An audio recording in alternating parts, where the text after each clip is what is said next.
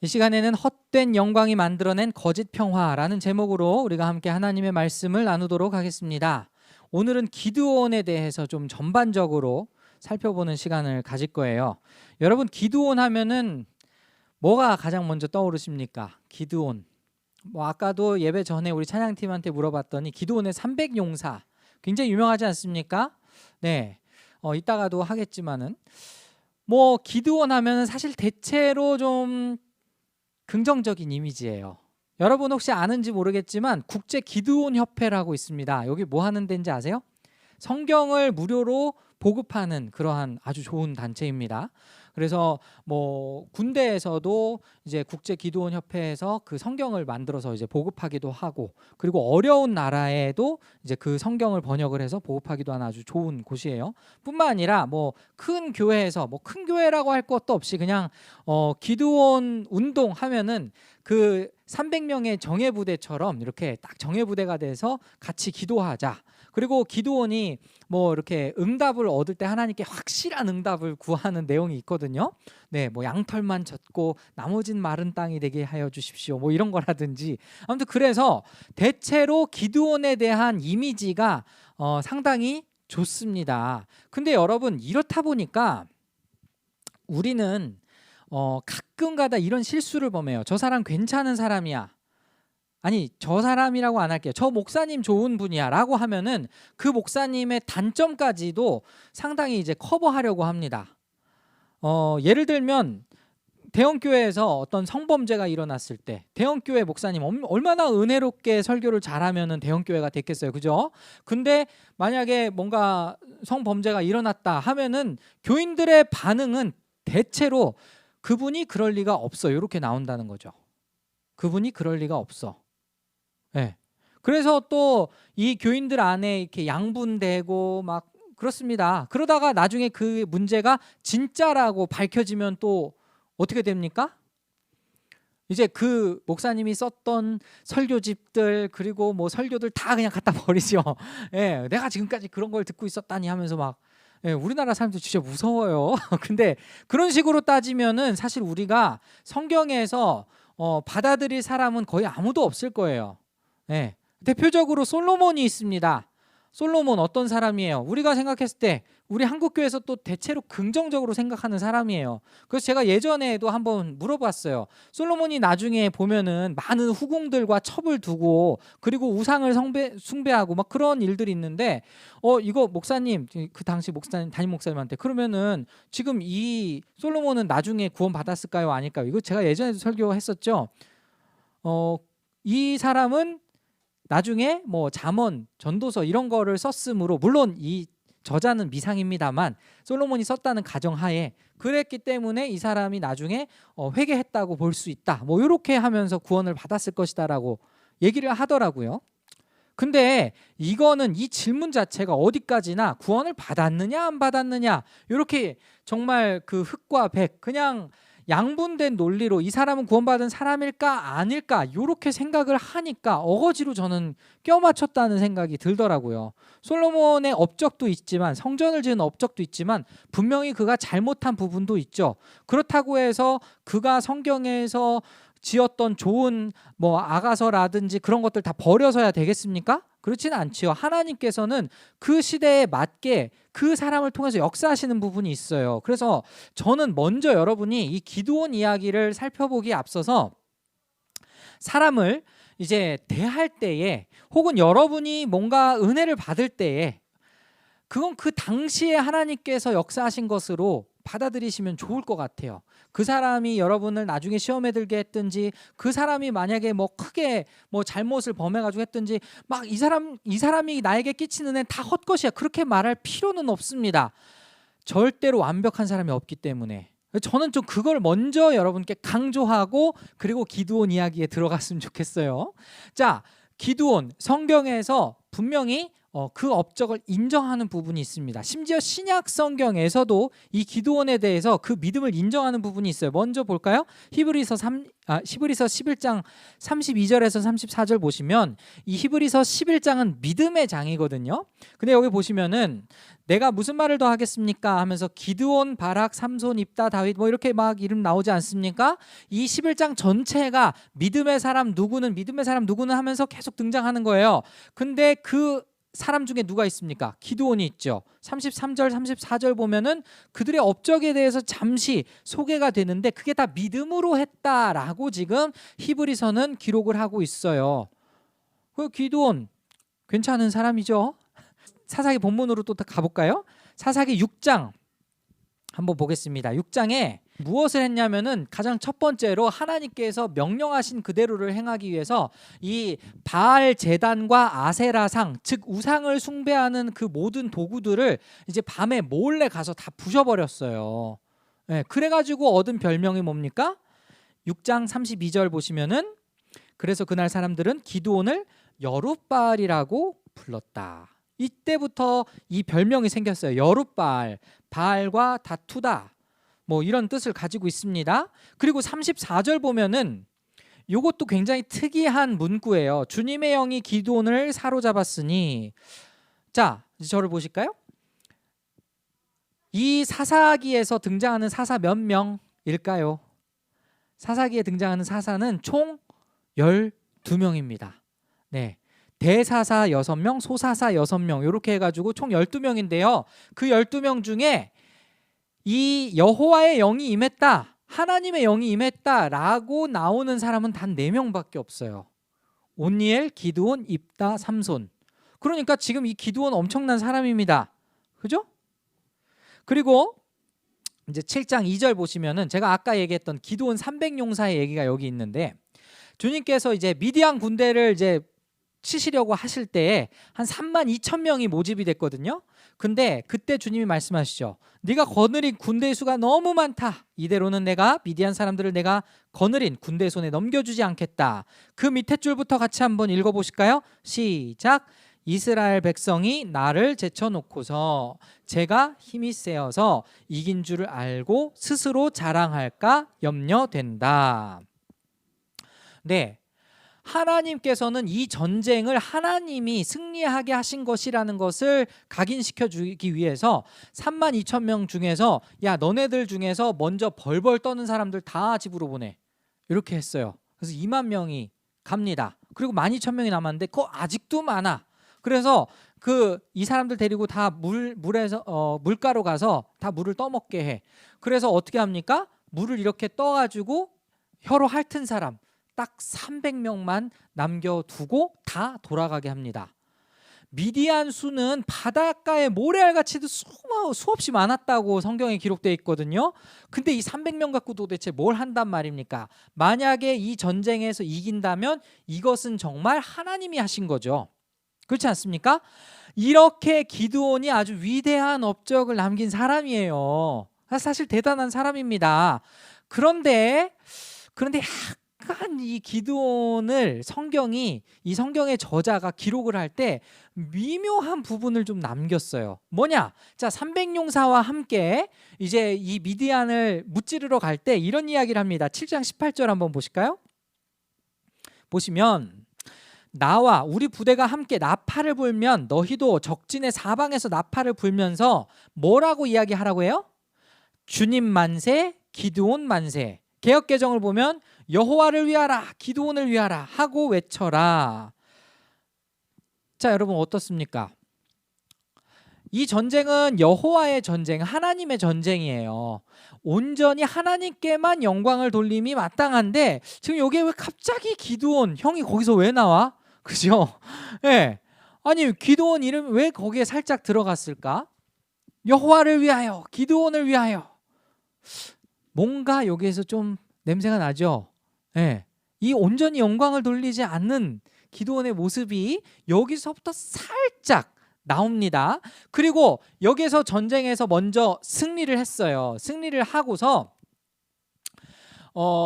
아직 그 무찌르지 못한, 잡지 못한 이 왕 두 명 있습니다. 세바와 살문나라는 그 왕을 쫓기 위해서 이제 그 내용이 계속 전개가 되는데요. 자, 우리 그 8장 1절 또 보실까요? 그때에 지금 1차 전쟁 다 끝났어요. 그때 에브라임 사람들이 기드온에게 나아가서 말합니다. 지금 그 세번역 성경은 되게 점잖게 썼어요. 근데 이거는 점잖게 쓰면 안 돼요. 개역개정 성경처럼 반말로 해야 돼. 근데 보시면 어쨌든 내용이 이거예요. 장군께서는 미디안과 싸우러 나가실 때 우리를 부르지 않으셨는데 어떻게 우리에게 이렇게 하실 수 있습니까? 하고 그들이 그의 기드온에게 거세게 항의했다라는 말이 있습니다. 여러분, 이 거세게 항의했다라는 말이 히브리어로 보면은 자기 뒤에 이제 군사들을 데리고 거의 폭력적으로 진압을 하기 직전까지의 상황인 거예요. 무슨 말인지 이해하시겠어요? 그냥 단순히 말로 야, 너 어떻게 그럴 수 있어? 이게 아닙니다. 지금 거의 위협하듯이 기드온에게 나간 거예요. 사실 에브라임 사람들이 전쟁에 참여하긴 했지만 거의 끝물에 참여를 한 겁니다. 네. 그러니까 그 온전히 영광을 우리에게 우리가 누리지 못했다는 이유로 지금 에브라임이 시비를 걸러 온 거예요. 사실 이것도 문제죠. 모든 영광은 누구에게만 돌려야 된다고? 모든 영광 하나님께 돌려야 되는데 에브라임이 이 영광을 차지하지 못해서 지금 기드온에게 따지러 왔다는 거예요. 근데 문제는 뭐냐? 에브라임이 그만큼 굉장히 강한 지파였거든요. 그래서 어떻게 합니까? 기드온이 아주 겸손하게 얘기하죠. 2절과 3절 보면은 자, 어떻게 표현하냐? 밑줄 보니까 에브라임이 떨어진 포도를 주운 것이 아비에셀이 추수한 것보다 더 낫지 않습니까? 여기 보면 에브라임의 떨어진 포도는 뭐냐면 끝물 포도입니다. 개역개정에서 끝물 포도라 그래요. 그게 뭐냐면은 그냥 다 떨어진 포도를 그냥 줍는 거, 줍줍하는 거. 그게 이 끝물 포도예요. 그리고 아비에셀은 지금 기드온 집안을 얘기하는 거예요. 추수한 것 전부. 그러니까 이건 천물 포도, 아주 열심히 경작해서 얻은 포도를 의미합니다. 네, 그러니까 얼마나 겸손한 표현이에요. 우리 집안이 열심히 포도를 거두들인 것보다 그냥 땅에 떨어진 거 그냥 대충 주순 게 훨씬 더 많이 있습니다 라고 하는 거니까, 그죠? 높이는 겁니다. 그 결과 3절 보니까 어떻게 됩니까?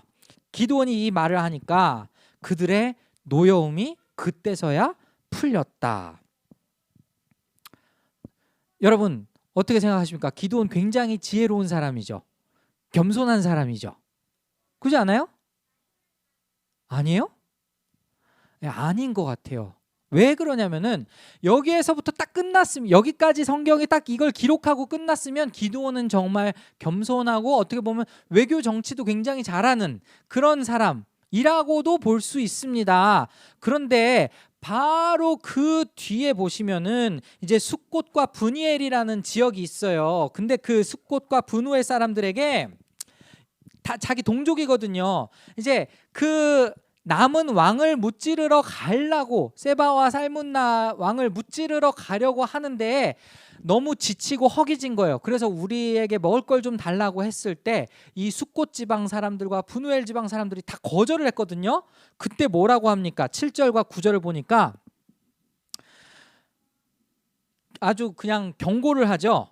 내가 들가시와 찔레로 당신들, 즉 숫곳 사람들의 살을 찌르고야 말겠소. 숫곳 사람들한테 이렇게 얘기하고요.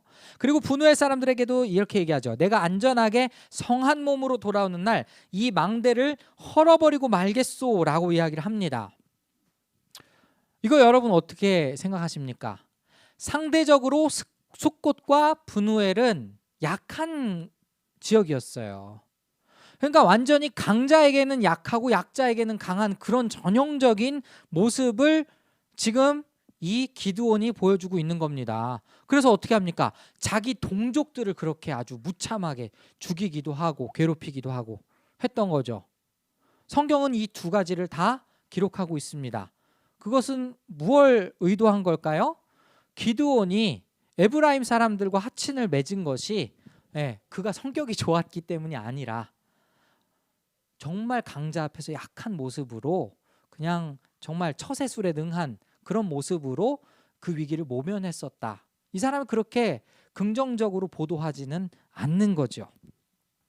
그 다음에 드디어 원수를 잡았습니다. 미디안의 두 왕을 잡았어요. 근데 그때 한 말이 또 재밌습니다. 8장 18절과 19절 한번 보실까요? 자, 세바와 살문나 잡았죠. 너희가 다볼에서 죽인 사람들은 어떻게 생겼더냐? 그들이 대답하였다. 그들은 당신처럼 하나하나가 왕자와 같았습니다. 그래서 기드온이 말하죠. 그들은 나의 어머니에게서 난 형제들이다. 자, 여러분 이제 저를 보세요. 어떻게 생각하십니까? 이건 또 무슨 말일까요? 여기에 굉장히 여러 가지가 숨어 있어요.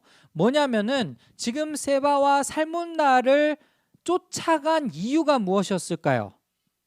7장까지만 해도 미디안과의 전투에서 대승을 거뒀다고 했죠. 근데 왜 또 이 세바와 살문나를 쫓아갔죠? 자기의 개인적인 원한이 있어서 쫓아간 거죠. 니네들이 그때 여기에서 죽였던 사람들이 어떤 모습을 하고 있었느냐? 당신과 같이 왕자와 같은 그런 모습을 하고 있었습니다. 여기에서 힌트를 얻을 수 있는 게 뭡니까? 이 사람들이 내 형제를 죽였다라는 걸 이제 기드온이 알아챈 거예요. 근데 문제는 성경은 또 뭘 얘기하고 있느냐? 기드온은 이미 왕같이 살고 있었다라는 걸 보여주고 있는 거죠. 그렇지 않습니까? 예. 비록 미디안의 압제하에 그렇기는 했으나 기드온은 사실 왕자같이 아주 잘 사는 그런 사람이었나 봐요.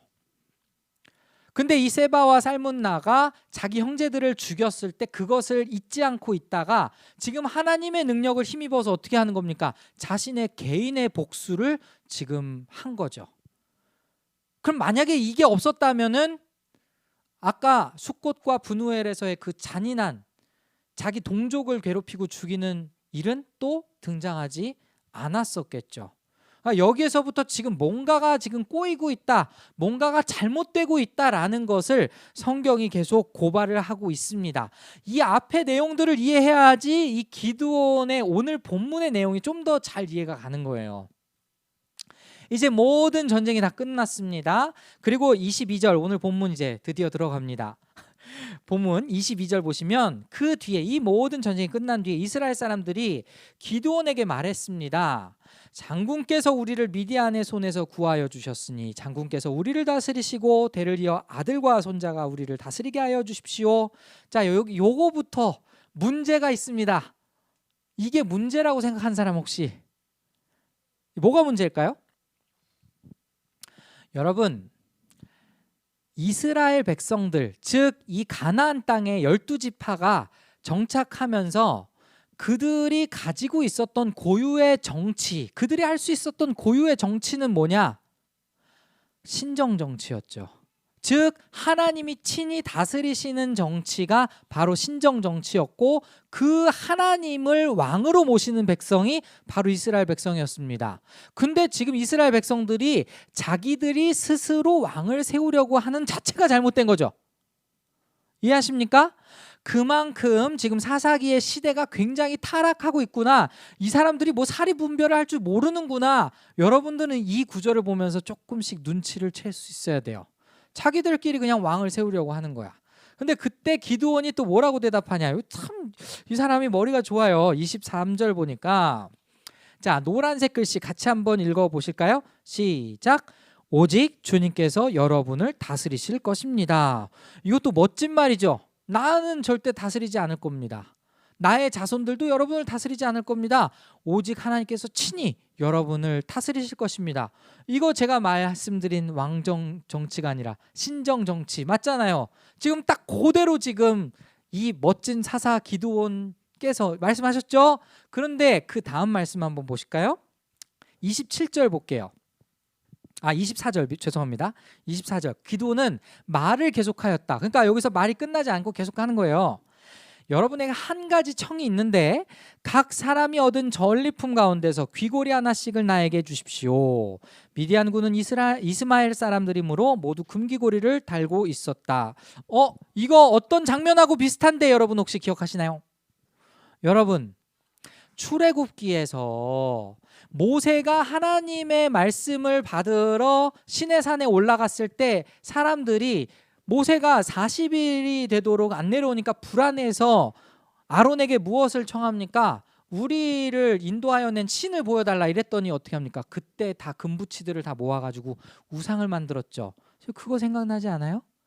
지금 이 기드온은 먼저 금부치를 요구합니다. 이거 어디다 쓰는지는 잘 모르겠지만 근데 여기에서 내용을 보아하니 전리품들, 이 미디안 사람들에게서 얻은 전리품들, 왕들이 입었던 자색옷도 달라고 하고 그리고 그때 뭐 그 반달 모양의 그 문양도 달라고 하고 이거 다 왕들이 전리품을 취할 때 가져갔던 물건들입니다. 말은 하나님이 통치하실 것입니다. 다스리실 것입니다 라고 얘기하지만 지금 자신이 하는 행동은 뭐예요? 왕이 하는 행동이었어요. 무슨 말인지 이해하십니까? 네.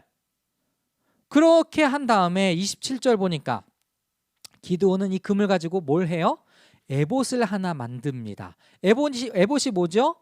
여러분 그 모세오경의 그 율법을 보면은 대제사장만이 입을 수 있는 의복이었어요. 그 안에는 에봇 안에는 이 그 가슴에 보면 이렇게 딱 그 흉패가 있고 뭐 하는데 그 안에 우림과 둠밈이라는 게 들어 있었습니다. 그래서 그것으로 하나님의 뜻을 여쭐 때 사용하는 게 바로 이 에봇이라는 거예요. 근데 그 에봇을 만들어 놓고 그리고 나서 자기가 사는 오브라 성읍에 두었다. 그러자 무슨 일이 벌어집니까? 온 이스라엘이 그곳에서 그 전에 온 이스라엘이 그곳에서 그것을 음란하게 섬겨서 그것이 기드온과 그 집안의 올가미가 되었다라고 합니다. 여러분 어떻습니까? 만들어서는 안 되는 걸 만들었죠. 아까 제가 아론이 금송아지 우상을 만들었던 것을 연상하게 한다고 했잖아요. 결과적으로 어떻게 됩니까? 이 에봇이 여기에 만들어지니까 종교적인 장소가 되어버린 거예요. 그래서 나중에 어떻게 됩니까? 이스라엘 자손들이 이것을 음란하게 섬겼다.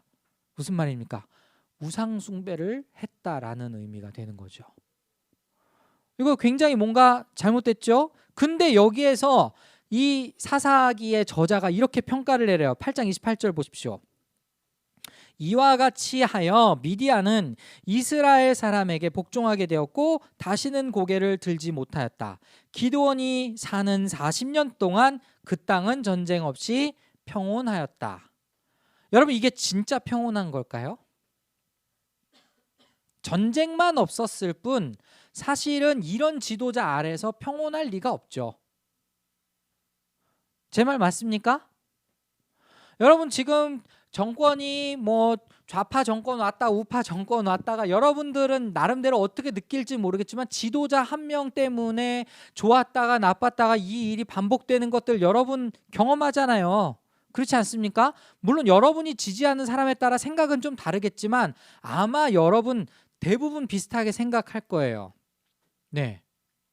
그런데 지금 이 엉망진창의 리더가 40년 동안 이 땅을 다스렸다라고 한다면 과연 여기에서 평온하였다라는 말을 곧이곧대로 받아들일 수 있을까? 단지 전쟁만 없었을 뿐 뭔가 계속 이상한 일들은 벌어지고 있었겠죠. 그래서 거짓 평화인 겁니다. 헛된 평화. 그리고 그 다음 구절 또 보실까요? 29절 보면은 자, 요아스의 아들 여룻바알은 자기 집으로 돌아가서 살았다. 아까 여룻바알이 뭐라 그랬죠? 여룻바알은 기드온의 별명이라 그랬죠? 그 여룻바알의 뜻이 뭐라 그랬죠? 바알과 다투다. 어떻게 보면 기드온은 바알, 즉 이 우상과 다투는 어떤 사람이었어요.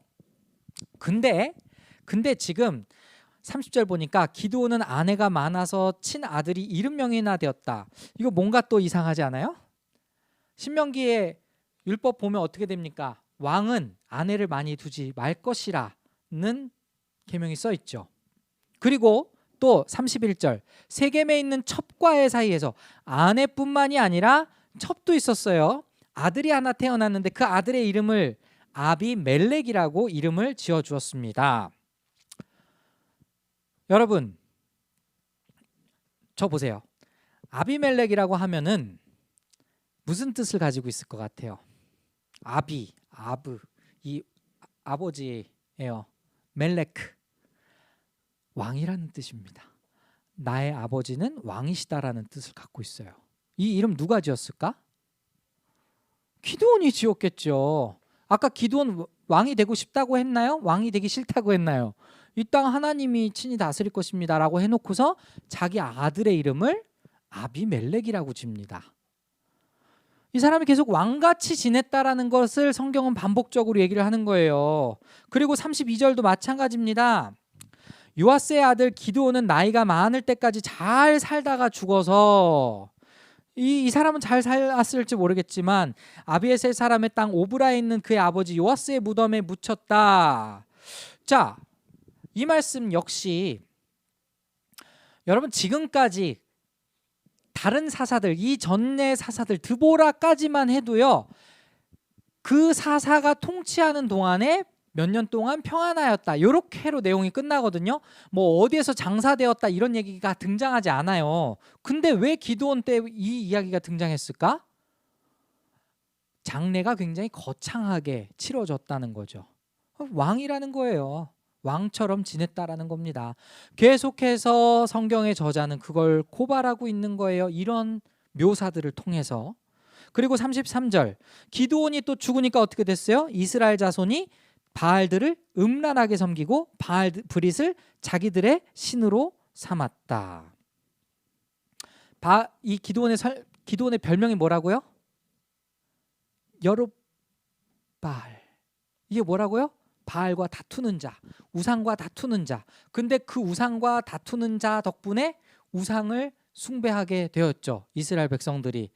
지금 성경이 굉장히 정말 치밀하게 썼습니다. 기드온과 여룹바알이라는 그 이름을 계속해서 섞어서 쓰는 거예요. 그것은 지금 이 기드온의 이중성을 드러내는 겁니다. 양면성을 드러내는 거예요. 그리고 이 이름의 아이러니함을 드러내고 있는 겁니다. 말이 안 되죠? 마지막 어떻게 결론을 맺습니까? 34절 35절 보면 이스라엘 자손은 주위의 모든 적으로부터 자기들을 건져내신 주 하나님을 기억하지 않았다. 신앙의 실패죠. 이 나라의 신앙의 실패. 또 여룹바알이라고도 하는 기드온은 이스라엘에게 선을 베풀었지만 아무도 그 가족에게 은혜를 갚지 않았다. 왜 은혜를 갚지 않았을까? 두 가지로 생각해 볼 수 있죠. 저를 보세요. 두 가지를 생각해 볼 수 있죠. 뭐냐? 첫 번째는 진짜로 이 사람들이 하나님을 잊으면서 기드온이 한 행적까지도 다 잊어버린 거야. 그렇게 생각할 수 있죠. 두 번째는 무엇이냐? 기드온이 살던 그 말년은 사람들로부터 인정받지 못하는 삶을 산 거죠. 그렇지 않겠습니까? 그 사람이 끝까지 정말 하나님을 위한 삶을 살고 그리고 이 이스라엘 백성들을 제대로 통치하기 위한 삶을 다 헌신했다면 그러면은 그 은혜를 누가 잊겠습니까? 근데 사람들이 다 잊어버렸어요. 그것은 기드온의 인생의 말년이 어떠했는가를 암묵적으로 이야기를 해주고 있는 거죠. 자, 그럼 이제 여러분은 어떻게 생각하십니까? 이 기드온의 이야기를 보니까 더 이상 기드온이 좀 긍정적으로 와닿는 인물은 아니죠. 성경은 기드온에 대해서 무조건적으로 막 편들지 않습니다. 그래도 기드온은 사사였기 때문에 올바른 일을 행했고 기드온은 사사였기 때문에 뭐 이런 건 다 눈 감아줄 수 있지 이런 식으로 성경은 이야기하지 않습니다. 그냥 객관적으로 그대로 그가 했던 행적을 보여주는 거죠. 여러분 이거 우리나라도 똑같습니다. 이거 조금 제가 민감한 문제일 수도 있지만 지금 이 시대랑 사사 시대랑 전혀 다를 것이 없어요. 자, 가장 먼저 하나씩 한번 끄집어내 볼까요? 우리는 다 오직 하나님께만 영광 돌린다고 이야기합니다. 그럼 대형교회는 그 대형교회 임하시는 하나님이 유명합니까? 아니면 그 교회의 담임 목사가 더 유명합니까? 여러분 어떻게 생각하세요? 그러면 그 교회는 어떻게 해서 대형교회가 되었을까? 물론 엄청나게 설교를 잘하고 엄청나게 목회를 잘하는 담임 목사님 한 분을 모셔가지고 더 부흥성장했을 수 있죠. 그런데 우리나라에 있는 대부분의 대형교회들은 다 부동산 투자의 바탕 위에 세워진 교회들인 거 여러분 혹시 아십니까? 이게 무슨 말이냐? 여러분 대형교회들이 세워져 있는 자리들을 보시면 다 알 거예요. 큰 교회들은 대부분 다 아파트 단지 주변에 있습니다. 그렇지 않습니까? 아파트 단지는 그럼 어디서 꽁으로 나나? 아니죠. 재개발을 통해서 생겨나죠. 그럼 그 재개발 이전에 있었던 사람들은 어떻게 되는 거죠? 다 쫓겨났어요. 우리나라에 있는 이 강남에 있는 땅들만 봐도 그렇습니다. 원래는 거기 배추밭, 채소밭 이랬었대요. 그런데 그걸 갑자기 이제 정치적으로 악용한 사람들에 의해서 투자가 이루어지고 그 투자로 인해서 아파트들이 막 세워지고 그리고 그 가운데 신자들이 어떻게 합니까? 그렇게 부동산으로 해서 벌어들인 돈으로 교회에 헌금을 하죠. 그러니까 교회 돈이 많아지죠. 부자 교회가 생겨납니다. 부자 교회가 생겨나면 대형 교회, 메가처치로 그냥 가는 거죠. 그렇지 않아요? 돈이 없는데 어떻게 대형 교회가 됩니까? 그래서 우리나라에 수많은 신화들, 일화들 뭐가 있습니까?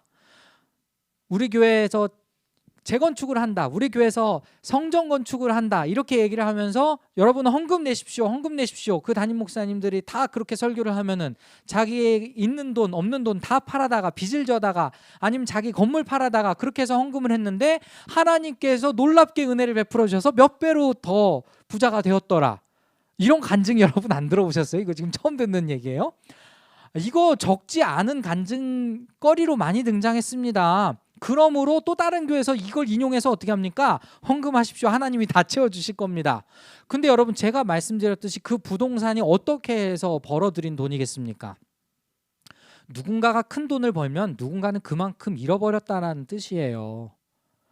여러분 쉬운 말로 다른 곳에서 도둑질을 해가지고 내가 그 도둑질한 돈에서 10분의 1을 하나님께 영광 돌립니다라고 하면 그 하나님 기뻐하시겠습니까? 안 기뻐하시죠. 당연히.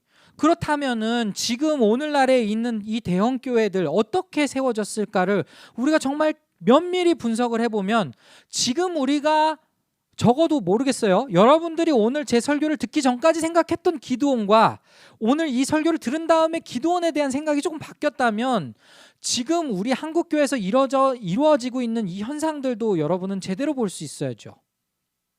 그렇지 않습니까? 이렇게 하면 하나님이 영광, 저렇게 하면 하나님이 영광 다 받으신다. 과연 이걸 다 받으실까? 지금 시대의 흐름이 이렇다라는 거예요. 기드온 이야기도 성경은 그 시대의 분위기가 이렇다라는 걸 고발하는 거고 오늘날의 이런 것에 대해서 아무런 문제의식을 느끼지 않는 한국 사람들을 통해서도 지금 시대가 그렇게 흐르고 있다. 그만큼 타락했다라는 것을 이야기하고 있는 겁니다. 그럼 우리는 어떻게 살아야 되죠? 암울하죠? 좀 답답하죠? 어떻게 해야 되나? 이 기드온조차도 이렇게 무너지고 연약한 모습을 보이는데 어떻게 해야 되나? 그렇기 때문에 우리는 완전한 왕, 완전한 메시아 예수 그리스도를 바라볼 수밖에 없다라는 거예요. 여러분 구약의 곳곳에서 선지자들이 계속해서 예언한 게 무엇입니까? 하나님이 친히 왕을 보내실 것이다. 하나님이 친히 이 목자 없이 방황하는 너희들을 위해서 목자를 세울 것이다. 이것이 하나님이 이 예언자들을 통해서 보낸 예언이자 위로 아니었습니까? 우리 마지막으로 한번 살펴볼까요? 이사야서 11장 1절에서 5절까지 말씀입니다. 보시면 이새의 줄기에서 한 싹이 나며 그 뿌리에서 한 가지가 자라서 열매를 맺는다. 주님의 영이 그에게서 내려오신다. 하면서 지금 이 묘사되고 있는 그 왕이 누구예요? 완전한 완벽한 왕 메시아 예수 그리스도에 대해서 예표하는 거 아닙니까? 4절 5절 한번 보십시오. 시간상 가장 마지막 구절만 같이 읽어보겠습니다. 시작. 그는 정의로 허리를 동여매고 성실로 그의 몸에 띠를 삼는다. 여러분 지금 오늘날만큼 이렇게 정의가 무너진 나라가 없는 것 같습니다. 무너진 때가 없는 것 같아요. 사법이 완전히 무너진 때가 없는 것 같아요. 매스컴 보시면 아시겠지만 50억 뇌물을 먹은 사람은 무죄, 600만 원 받은 사람은 유죄. 이게 뭡니까? 너무 불공평하다고 생각하지 않아요? 가진 사람, 권력에 편승한 사람은 다 무죄고 그리고 조금 죄를 지은 사람, 상대적으로 그런 사람들은 그냥 다 권력에 반대되는 세력이면은 다 유죄 처리됩니다. 이게 어떻게 공평한 세상입니까? 그럴 때 우리는 이 말씀에 소망을 두어야 하는 것이죠. 이 땅에 사람 지도자, 인간 지도자는 심지어 교회 목사라 할지라도 완벽한 사람은 아무도 없어요. 저도 마찬가지입니다. 제가 짓는 어떤 범죄나 그런 부족하고 연약한 모습들이 여러분이 다 안다면 지금 이 자리에 있을까? 너무 부끄럽습니다. 그러나 그렇기 때문에 우리는 정말 유일한 소망이신 예수 그리스도를 바라보며 오늘을 살아가야 한다는 거예요. 이 기드온의 이야기를 통해서 성경이 우리에게 회의적인 시각을 가지라고 얘기하느냐? 그것이 아니라는 겁니다. 그때도 하나님이 변함없이 통치하시고, 그때도 하나님이 변함없이 버리지 아니하시고, 그때도 하나님이 친히 다스리시고 이끌어 주시고 구원자를 보내주셨듯이 오늘 사는 우리에게도 하나님이 친히 하나님의 지도자 메시아를 보내주실 거다라는 그 믿음으로 우리가 살아가는 겁니다. 오늘 굉장히 이 기도원에 대해서 이야기하느라고 장황한 설명하느라고 좀 시간이 많이 지났는데, 여러분 정말 한 가지만 기억했으면 좋겠어요. 우리가 땅에 우리의 눈을 고정하면 정말 낭망하고 그리고 실망할 수밖에 없습니다. 낙심이 될 수밖에 없어요. 그러나 성경은 그렇기 때문에 하늘을 바라보라고 이야기하는 겁니다. 성경은 그렇기 때문에 오직 예수께 소망을 두라고 하는 겁니다. 이 말씀을 기억하면서 우리가 정말 비록 이 세상이 너무 어둡게 느껴지고 암울하게 느껴지지만 그 가운데도 소망을 발견하고 내일을 살아갈 힘을 성경으로부터 얻는 사랑하는 여러분 되기를 소원합니다.